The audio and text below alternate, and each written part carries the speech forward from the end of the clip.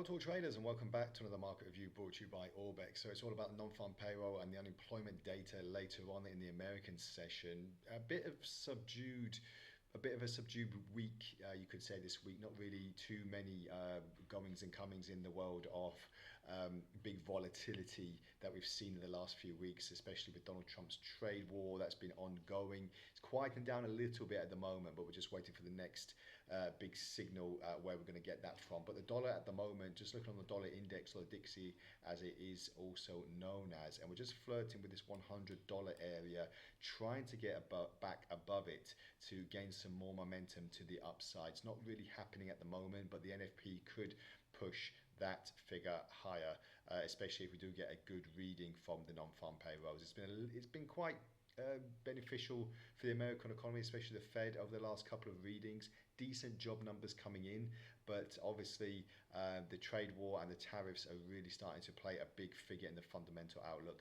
Just looking on this technically, we're seeing the RSI dive into a bit more of an overbought area, having possibly now a bearish divergence. If that does slide a bit lower and this ticks a little bit higher, then we could have another bounce lower, but hopefully before a move to the upside. So non-farm payroll is always quite a big fundamental news event every month, and the unemployment data as well is expected to remain roughly about the same, but hopefully we do get a bit of a surprise and have that more beneficial in the market as well. Now let's just look on the flip side of that, because a lot of gold traders have been asking me the last few weeks, are we going to have a dip down to 3,000?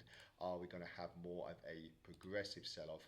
Well, there's roughly about $3,000, and it is a couple of $100 away, but if you think that we were a couple of $100 away from the recent peak at 3,500, we could have more room in the movement to start going a bit lower. So in this little bit of a bearish channel at the moment, a little bit subdued, but with the RSI going into the oversold area, then we could have a bit of a lift in that direction as well. So it is a little bit of a game of cat and mouse at the moment. We're just waiting to see the next big signal, which will be the non-farm payrolls later, and obviously the unemployment data as well. That's really going to hopefully give us more of a direction.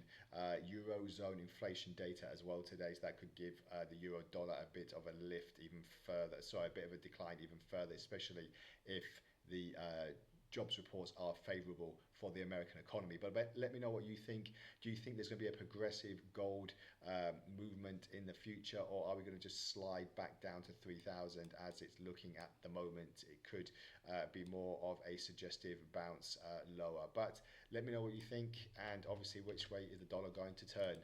Are we going to break finally above this $100 area, or are we going to start moving a little bit lower? I'll have to wait and see. But as usual, we'll bring you all the latest in the fundamental and technicals on our YouTube and Telegram channels. So until next time, have a great trading day ahead, great weekend ahead, and bye for now.